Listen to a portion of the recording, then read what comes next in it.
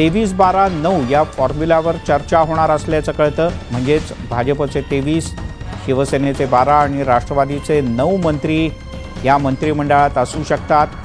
त्यासोबतच विधानसभा अध्यक्ष आणि उपाध्यक्ष पदाबद्दल सुद्धा या बैठकीत चर्चा होणार आहे। हिवाळी अधिवेशनाच्या आधीच मंत्रिमंडळाचा विस्तार करण्यावर भाजपच्या वाट्याला 23 मंत्रिपदं येणार आहेत। शिवसेनेला 12 तर राष्ट्रवादी काँग्रेसला 9। तात्काळ शपथविधी होईल किंवा मंत्रिमंडळ विधान अधिवेशनाच्या आधी होईल, त्यामध्ये 12-7-7 असा जो फॉर्म्युला आहे तो निश्चित होतोय। मात्र एकूण जो फॉर्म्युला आहे तो 23-12-9 आणि तात्काळ होणाऱ्या शब्दावरून आता आरोप प्रत्यारोपांना सुरुवात झाली। एका मुलाखतीत देवेंद्र फडणवीस यांनी या संदर्भात भाष्य केलं होतं। आम्हाला रस असल्याचं मुख्यमंत्री म्हणाले होते, तर आगामी महापालिका निवडणुकांमध्ये सुद्धा ज्या ज्या ठिकाणी शक्य आहे तिथे एकत्र लढू असंही त्यांनी म्हटलं होतं। याच मुद्द्यावरून संजय राऊत यांनी टीका केली आहे। राज ठाकरे हे भाजपच्या हातातलं खेळणं झाले आहेत, तसंच राज ठाकरे यांना भाजप खेळवत ठेवतंय असा टोलाही राऊत यांनी लगावला। आणि आमच्याकडे त्यांना देण्याकरता जागा नव्हत्या, आम्ही 3 पक्ष होतो। ती वस्तुस्थिती समजून त्यांनी विरोधात लढण्याचा त्या ठिकाणी निर्णय केला। इतका मोठ्या प्रवाहाच्या विरोधात ते लढले, पण त्यांना मतं चांगले मिळाले आहेत।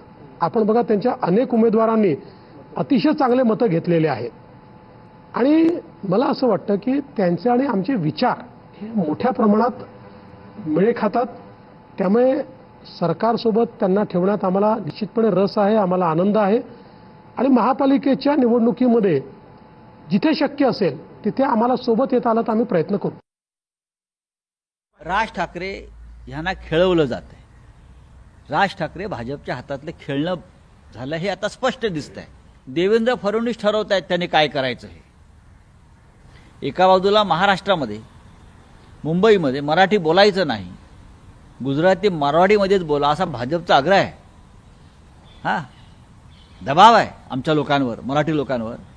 आणि त्या भाजपचं नेतृत्व करणारे देवेंद्र फडणवीस हे राज ठाकरेंनी काय भूमिका घ्यावी, राज ठाकरेंनी कोणाबरोबर जावं हे पत्ते पिस्तत बसले असतील तर त्या संदर्भातली भूमिका आहे ही राज ठाकरे यांनी जाहीर केली पाहिजे। आम्ही काय बोलणार। लुटीचा जो घोटाळा नरेंद्र मोदीजींनी बाहेर काढला होता भोपाळला अजितदादांचा, आणि ताबडतोब काल शपथग्रहण सोहळा जो मोदींच्या उपस्थितीत झाला, त्यानंतर काल केंद्र सरकारनं ईडी, इन्कम टॅक्स जे कोणी असतील त्यांनी आमच्या प्रिय अजितदादांची 1000 कोटीची संपत्ती ही स्वच्छ केली, मुक्त केली। त्याबद्दल अजितदादा पवार, सौ सुनेत्रा वहिनी पवार, पार्थ पवार यांचं मी खास अभिनंदन करतो।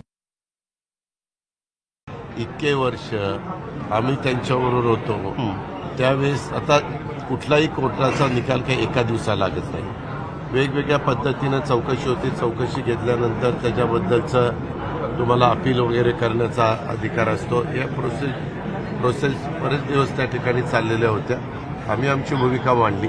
आता यांच्याबरोबर मी असेल तर अजित पवार चांगला, यांच्याबरोबर पण मी कुणाबरोबर उपमुख्यमंत्री म्हणून काम केलं नाही।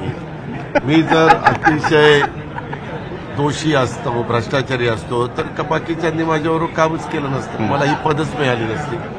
आज हा निवडणुका वेळेसचा राजकीय